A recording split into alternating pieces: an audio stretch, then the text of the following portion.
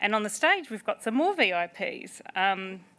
We've got American leadership guru, Dr. Mary Gentile, who we'll introduce in a moment. But before we do that, I'd like to warmly welcome to Communities in Control Cecilia Coleman, who is the Consular Chief at the US Consulate in Melbourne. We're very pleased to have been given the support of the American Consulate in bringing Mary to Australia, our only international guest for CIC, and we're honoured to have Cecilia with us here also. Cecilia, like all the best people, has worked as a teacher in a past life, but went on to join the US State Department in 2005, with overseas posts in places like Lima and Rio, and now in Australia. So we're very glad that you found your way to Melbourne. In Washington, Cecilia worked on the refugee resettlement program, so she's one of us. Please make her very welcome.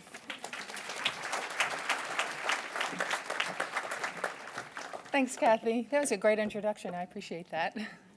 So the U.S. Consulate is absolutely thrilled to support Communities in Control 2018 and to bring our special guest, Dr. Mary Gentile from the U.S. to be here today. Mary has a CV that's far too long and distinguished to do honor to, but she has links to Yale and Harvard and to the Darden School of Business at the University of Virginia. And I just did want to put in a plug because I went to University of Virginia undergrad, so we do have some links. And she's won numerous awards along the way. In a nutshell, she's an expert in management education and values-driven leadership. Martin Luther King Jr. said that the ultimate measure of a man is not where he stands in moments of comfort and convenience, but where he stands at times of challenge and controversy. Standing up for your values in times of pressure from bosses, colleagues, customers, shareholders is at the core of Mary's book on ethical leadership named Giving Voices to Values, How to Speak Your Mind When You Know What's Right. One review I read said that giving voices to values heralds a revolution in ethics education. Gentile isn't interested in abstract and often fruitless debate about ethical principles. Rather, she wants to help you practice what to do when you know something is unethical. It's like a self-defense class for your soul. So without further ado, let's welcome our visiting black belt here to teach us how to block, kick, and punch our way through ethical quandaries. Dr. Mary Gentile. Thank you. That was great. Thank you. Thank you very much. Thank you, Cecilia. Thank you, Dennis and Kathy and the U.S. Consulate and Communities in Control. It's really an honor to be here. There's a lot of reasons why I'm honored to be here. I want to share with you the story. I'm basically going to just tell you a story. I'm not going to use slides or anything. I want to share with you the story of Giving Voice to Values, or GVV, as I may refer to it, which is an innovative approach to values-driven leadership development. But before I do that, I just wanted to mention a few of the reasons why I'm so pleased to be here.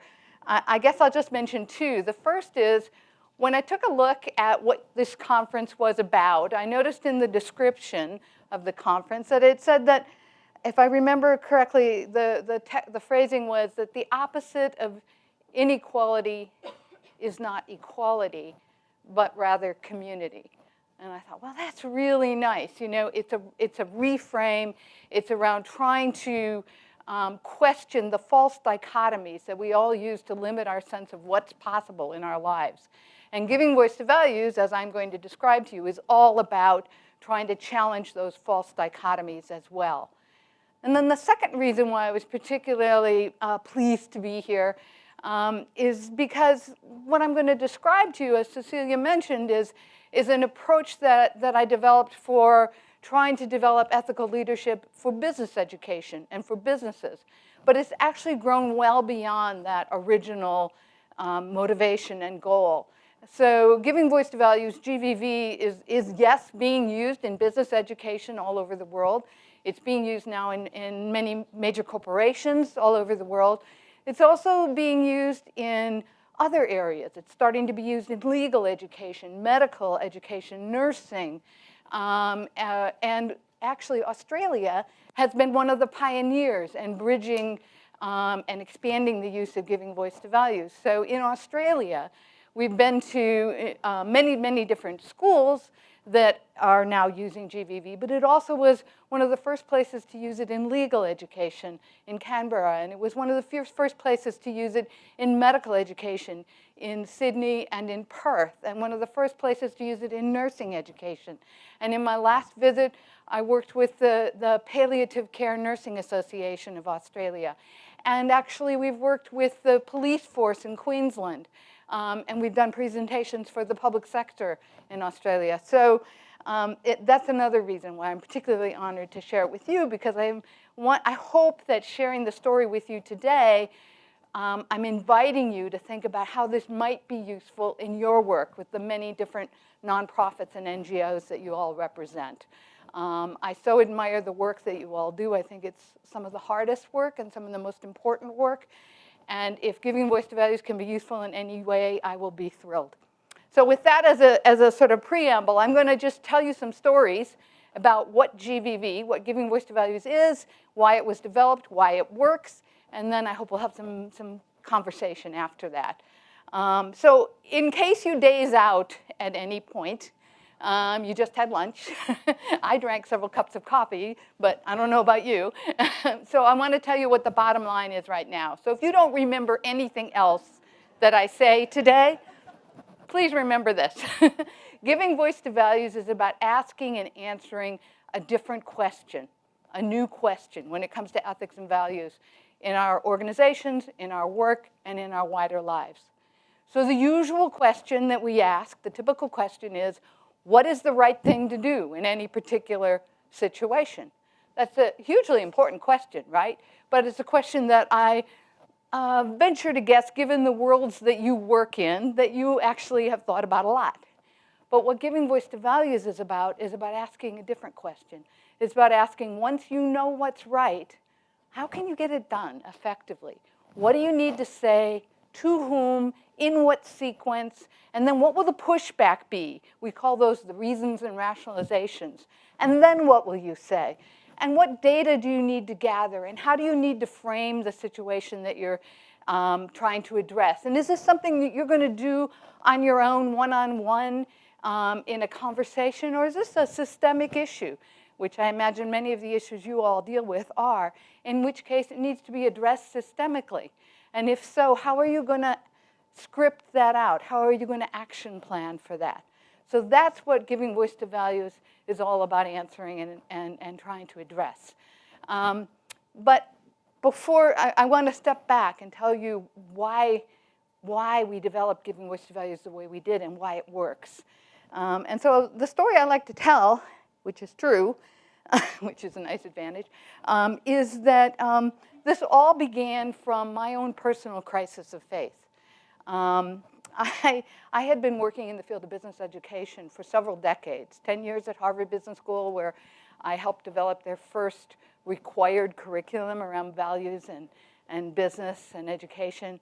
And then I worked for 6 years at Babson College, which is the #1 school in the world for entrepreneurship. And I consulted to a lot of business schools and companies around the world. And in the late 90s, around the turn of the last century, I had what I call a crisis of faith. I began to feel that maybe trying to teach about and train about ethics in business and in organizations, in schools and in companies and other organizations, maybe trying to teach about ethics was unethical. You can tell from that I'm sort of an earnest person. But I really began to feel that, maybe at best it was futile and at worst it was hypocritical. And there were a lot of reasons why I had this crisis of faith. I'll mention just a few of them to you. One of them was simply, having worked in this field for several decades, it seemed that every few years there would be some spate of huge scandals that would hit the business press, right? So in the 70s, we had the defense industry scandals. In the 80s, we had the insider trading scandals. And then we had the dot-com bubble in the 90s, and then all hell broke loose. We had Enron and WorldCom and Parmalat and Galleon Group and the global financial crisis, and more recently we've had Volkswagen and Wells Fargo and Equifax, et cetera, et cetera. And if you happen to be working in a leading business school, when these things would hit the press, as I was, there was a kind of predictable response. So basically there'd be a lot of op-eds in the business press saying, what the heck are they teaching in business schools? Because it was usually executives who'd gone to the leading business schools around the world who were doing the perp walks on the front pages of the business press. And there would be a flurry of activity in business schools where we would interview the students, and we would interview the faculty, and we would review the curriculum, and we'd interview the recruiters, and we'd talk to alumni, and we'd try to understand what is it that we're teaching? What is the explicit curriculum, and what is the implicit or the invisible curriculum? And why are people walking out thinking that this is okay, that this is the way to run their organizations? And after doing this, we would, create a new course, we would hire some new scholars, we might start a research center, and the press releases would go out, and then a few years later, the whole cycle would start again. And, I had lived through this a number of times, and it began to feel that we were basically just checking the boxes because things weren't changing. So that was one reason for my crisis of faith. A second reason was around this time I got invited. There's a scholar, Kirk Hansen. He used to run the business ethics program for Stanford Business School. And then he moved on to run a program at Santa Clara University in California in the US. And it was the Markkula Center for Professional Ethics. And around this time, Kirk decided he was going to host a debate, a public debate. And he was going to have two people on one side of the debate arguing that after 25 years of good faith effort to try and address values and ethics in our organizations and in our business schools, that we'd made a huge amount of progress. And then he wanted two people on the other side of the debate to say we hadn't made any progress at all. And on that side, they had Milton Friedman's son, who was also an economist. But they asked me to be on the side of the debate saying how much progress we'd made. So I sat down to write my remarks for this debate. And I had this sort of quandary. I thought, can I lie in an ethics debate? I was a little worried. So, I ended up creating some sort of nuanced statement that I felt I could say. And it was something like, any of us who've been educators or trainers know that there are individuals that we've had an impact on, right? There are people whose lives we know we've impacted in a positive way. But if I were to talk about it more broadly, I actually couldn't say we'd made that much progress, if any. So that wasn't exactly what Kirk was hoping I'd say, but it was the best I could do. And that was kind of a watershed moment for me, because I thought, gee, I've been working on this stuff for several decades. Is that really the best I can do? But the major reason, the biggest reason for my crisis of faith is what I actually saw happening in classrooms and in organizations when I went in to talk about values and ethics, and it was this. Typically, when we're going to talk about those issues, we would give people some thorny ethical dilemma, some case study to read before we walked into the room. So everybody would read the case, and then they'd come into the room, and they'd have an idea of what they thought the right thing to do was, right? But in the course of the conversation, two things would happen. The first thing that would happen is that the students or the managers, whoever the group was, their thinking would become more complex. So they begin to think, maybe I didn't have all the information. Maybe this is just kind of the way it's done in this company or in this industry or in this part of the world. Maybe it is wrong, but if I try and do something, I'm probably not going to make any progress, and I may make it worse, at least for myself. So their thinking would become more complex. I actually think that's a good thing. You don't want people to walk into these situations naively. But the second thing that would happen was more troublesome to me. I don't know if you've had this experience, but typically when I'm in these kinds of group settings, there's usually one or two people that when they speak, everyone turns to listen to them. They might be the most articulate, they might be the ones who always have a witty story to tell to illustrate their point of view. Back in the day when I was at Harvard Business School, they were usually the people who came from the industries that everybody else wanted to go to. So they would listen to them because they thought, oh, they've got the special sauce, right? But whatever it was, when those people spoke, the ones that everyone listened to when we were having these ethics discussions, they were usually the ones who would be saying, Mary, I know what you want me to say, but in the real world, it's just not possible to do it. So I thought, boy, people are walking out of these conversations more confused and less empowered, because the people they listen to, the people they respect, are saying this is impossible. So, I thought, come on, life is short. I want to do something that matters. This isn't making a difference. I'm going to take a step back from this work. And I did. I stopped doing this work. And around that time, a couple things happened. And I'm going to tell you the stories because they led to the creation of Giving Voice to Values and sort of a change in my own mindset. So the first thing that happened is I got invited to do a consulting project at Columbia Business School. And while I was there, I was working on something else. There were a group of faculty, senior faculty in finance and economics and strategy and law, business law, who were still working on this ethics issue. And they knew about my past work at Harvard, so they said, can we show you what we're doing? So I said, sure. So this was their idea, not mine. And they had invited all of the incoming MBA students at Columbia. So at the time, this was a cohort of about 600. They had invited all of them upon matriculation during orientation to answer one question and just to write a little paragraph. They never put their names on it. This was the question. Tell us about a time in your work experience so far when you were explicitly told or implicitly pressured to do something that conflicted with your own values and how you handled it. So they wrote all these little, one-page essays. So these faculty who collected these stories came to me and they said, well, we asked them to do it and they did it and now we're not sure what to do with them. But they're really interesting. Would you like to read them? So I said, sure. So I read hundreds and hundreds of these, well over 1,000 over several years. And they were really interesting. So let me tell you what we learned. So the first thing we learned is if you think about the kind of people who get an MBA at a school like Columbia, at least back then, they tended to come from certain industries more heavily represented than others. They're in New York City, so there were a lot of people from the finance-related industries. There were a lot of people from big pharma, because so many of the pharmaceutical multinationals have headquarters in that area. There were a good number of people from the big consulting firms of the world. There were some high tech. So because certain industries were more heavily represented, the kinds of stories they told got repetitious really quickly.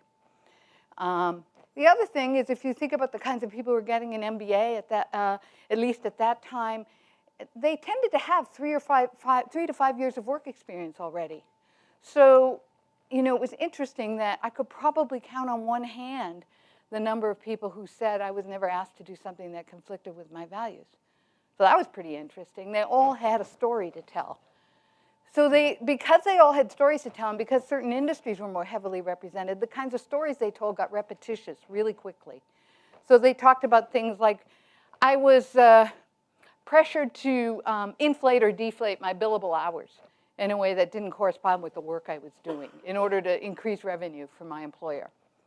Or I was encouraged to tamper with and adjust the equations and the benchmarks, the analytics I used to evaluate the relative attractiveness or lack of attractiveness of a particular financial transaction in order to encourage our clients to take actions that would maximize revenue for our firm. Or I was encouraged to exaggerate the capabilities of a product, a new piece of software or a new pharmaceutical product, beyond what our data could actually support in order to maximize sales revenues. And then there were always issues around corruption, pressures to pay bribes or facilitating payments in order to gain access to certain markets or to be competitive in certain bids for new work. And then there were always the ubiquitous human resource issues around harassment and hiring and firing and discrimination. So because the stories got repetitious really quickly, but their responses to them differed. And the responses fell into several recognizable buckets. It was very interesting. The first bucket, the largest bucket, a little less than half of them said, yes, I had a conflict, and it bothered me. It didn't just roll off my back. It wasn't that I didn't care about it, but I really didn't think I had any options. So I just sucked it up and did what they told me to do. That was the largest group. And then there was a small group who said, yes, I had this conflict. It bothered me so much I couldn't bring myself to do it. But I also didn't think I had any real choice. So these people removed themselves from the situation. So maybe they got themselves transferred to a different work group, a different manager, and a few of them even quit their jobs. But this was a small group. Now the remainder of the whole group, so now we're talking about a third of them, said, yeah, I had a values conflict, and I tried to do something about it. And the small group of those folks said, I tried and I failed. But about a quarter of the whole group said, I tried, and by my lights, I was successful. So we thought, well, what's the difference? You know, these are all people who got into Columbia. You know, they've got some level of intelligence, competence, experience. They're talking about the same companies. They're talking about the same industries. They're talking about the same kinds of pressures. And yet some of them are able to do this and others do not. So we thought it's not really empirical data. It was self-reporting. But from a teaching perspective, a development perspective, a training perspective, we thought it might be suggestive.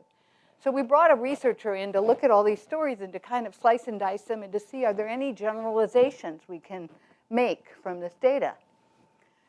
So we did that. And in the end, we couldn't say that one group of people were more morally troubled than the other group. Because by definition, we let them define the issue. It wasn't like I gave them a scenario and it mattered to you, but it didn't matter to you. They identified the issue that was a values conflict for them. And it wasn't, you know, that one group was more organizationally sophisticated or politically savvy than the other group. Because some of the people who were effective at acting on their values were, in fact, very, very clever and had these ingenious win-wins. But some of them were really kind of clumsy and even naive in the way they did it. So that wasn't the big difference. So in the end, the only thing we could really say is that the people who were able to do this effectively at some point said something outside of their own heads. And it might have started by talking to a spouse or a partner or a friend, but eventually it found its way into the organization, and it changed the trajectory of things. So I thought, well, you know, I'm a little disappointed with that. I'm not sure what you do with that. I kind of went back to my crisis of faith. I was, you know, discouraged. But then I remembered some research that I had seen years earlier when I was still at Harvard. And it was two different studies by two different scholars, Douglas Hunneke and Perry London. And independently, both of these guys decided they wanted to study people who had acted with great conviction in times of really high stakes. And so independently, they both said, we're going to do qualitative research, we're going to do in-depth interviews with people, the people who are often referred to as rescuers from World War II. So these are people who put their lives at stake to help save others who were endangered during the Holocaust. So both of these scholars found populations of these people and did these in-depth interviews. And they tried to identify, did these people have any common family background, personal experience, education, religion, you know, something that led them to be able to act that way when so many others did not. And, you know, they came up with a series of things. I don't remember most of them. But there was one thing that they found that resonated with me when I first read these studies, probably because I was an educator. And it came back to me now as I looked at these stories from the Columbia students. And it was this. They said that the people who had acted with this kind of conviction in these high-risk situations all reported that at an earlier point in their lives, usually as a young adult, they'd had the experience with someone more senior to them. So a boss, a mentor, a teacher, even a parent, they'd had the experience of rehearsing out loud, what would you do if? And then various kinds of moral conflicts. So they'd had this literal experience of pre-scripting and rehearsal. Of course, they couldn't have anticipated the Holocaust, but there was both a cognitive and an emotional or behavioral component to this. So at the cognitive level, they had defined the values that mattered to them, and they put words to them in articulation and script. But at the behavioral level, they'd had the experience of literally voicing these values out loud to someone more senior to them who stood in as proxy for the kind of person they might need to talk to in the actual circumstances. So I thought, well, this is kind of interesting, this idea of rehearsal, pre-scripting. So I thought maybe we should do some more exploration. So we did two kinds of exploration. The first thing is that we just gathered more stories. We had all those stories from the Columbia students, but we did interviews with other people, people who were right out of school all the way up to executives in major corporations. And we asked them that same question. Tell us about a time when you had a values conflict and how you handled it. So we gathered lots and lots of stories. But then we also looked at the scholarship. Now, this was about 10 years ago, and there was starting to be a lot of research in a number of different disciplines that suggested that if you want to impact people's behavior, that rehearsal, pre-scripting, peer coaching, literally practice, is a very effective strategy. There's even more of this research now. So you've probably seen in the field of psychology some of the research around habit formation. There's also a school of thought in psychology. The research they do is often described as the study of positive deviance. So these are people who deviate from the norm, but in a positive direction. They have a nice way of phrasing it. This is their phrase, not mine. They say if you want to have an impact on people's behavior, rather than asking them to think their way into a different way of acting, it's more effective to ask them to act their way into a different way of thinking. So that was sort of provocative. Then in the field of cognitive neurosciences, it's not my field, but I spoke to folks who were very well versed in the field. And there was a lot of research. I'm sure you've read some of the stuff around brain plasticity and around creating new neural pathways through habit, through repetition. Antonio Damasio has done a lot of this research. But the research I want to tell you about, because I think it's most tangible and it helps me remember it, comes from the field of kinesthetics, or the study of physical movement. So back in the day, when I was at Harvard Business School, I decided to take a self-defense class. Now, I had never in my life felt the need to take a self-defense class until I went to work at Harvard Business School. Maybe it's connected. Anyways, I looked around Boston, and there were a lot of these courses. And they all teach pretty much the same thing. Fist to bridge of nose, and heel to instep, and knee to groin. And they have you practice these moves in the air. And the idea is now, if anyone ever attacks me, I know what to do, right? But there was one class that was different. It was called model mugging. And it was a developmental model, so they would still have you practice all these moves in the air. But then once you knew them, they'd bring in a gentleman in a padded suit, like the Michelin Man, and they would line us all up, and we would take turns getting attacked full force by this guy, and then we could use these moves on him full force because he was protected. And in the beginning, it was kind of ludicrous because you just waited your turn to get attacked. But as the class went on, week after week, I'd be talking to you, and he might come and grab me. I never knew when. I never knew what hold he was going to use. So it was utterly nerve-wracking. But they explained to us, and those of you who are athletes will be familiar with this, they explained to us that this was based on this research, specific state muscle memory.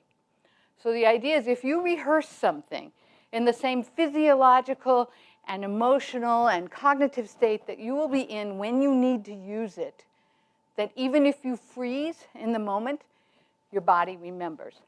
So the tennis pro practices her serve over and over so that when she goes to tournament and she's under all that stress, her body will automatically assume the proper form.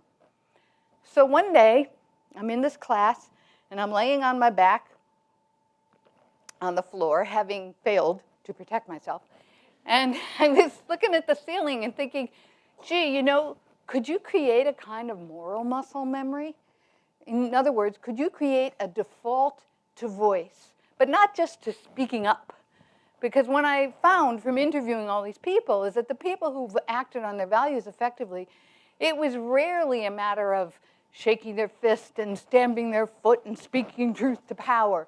It was much more strategic, much more tactical, much more organizationally sophisticated. And so I thought, could you create a kind of default to informed voice. So that was kind of the insight, this idea of rehearsal, practice, pre-scripting, peer coaching, action planning. So I sort of thought, well, what do we do now when we try and prepare people for ethical action? I was looking at business schools, but I've seen the same thing now since then as I've worked with companies, as I've worked with law and medicine and nursing, et cetera. And I got a little depressed again because what we typically do is two things. We teach what we call awareness, which means we're going to expose you to a lot of scenarios so you'll recognize, you'll be aware of the kinds of values conflicts you might encounter. And we teach analysis, which means we're going to teach the various models of reasoning and the relevant regulations, rules, norms, policies, value statements, so that you will be able to look at a scenario and think rigorously and consistently about, is this over the line or not? But this was a little troubling because awareness building it's necessary, of course, but it's not sufficient. Because a lot of the scenarios I mentioned to you at the beginning of my remarks, there were a lot of people who knew something was wrong. They were aware, they just didn't think they had any options. And analysis also is necessary, important, because there's a lot of complicated issues that aren't immediately apparent. But again, it's not sufficient because if you think about, well, I'll tell you a story. It illustrates why it's not sufficient. I interviewed this guy. I told you I interviewed a bunch of people. I interviewed a CEO, an entrepreneur, very successful in the US. He had a consumer products firm, privately held. A lot of people said, go talk to him. He's very thoughtful about values and organizations. So I interviewed this guy, and he told me this story. He said that he had recently had a young man in his office. He was interviewing him for a high potential, an important job in his organization. And this guy had just recently gotten his MBA from a leading business school in the US. And so the CEO asked him, he said, did you take an ethics class in your business school? And the guy said, well, of course, it was required. So the CEO said, well, what did you learn? And he said, well, I learned all the models of ethical reasoning, utilitarianism, deontology, virtue ethics. And then I learned that whenever you encounter a values conflict, you decide what you want to do. And then you select the model of ethical reasoning that will best support what you want to do. Now, the CEO who was telling me this story was kind of smirking at me. He was kind of yanking my chain, right? Because I was the ethics lady. But, you know, there's a certain amount of truth to this, right? These models of ethical reasoning, by design, conflict. That's why they're useful. Because what you see from a duty-based perspective, you might miss from a consequentialist perspective. So they don't tell you what's right. They just help you think clearly. And then once you know what you think is right, they certainly don't tell you how to get it done.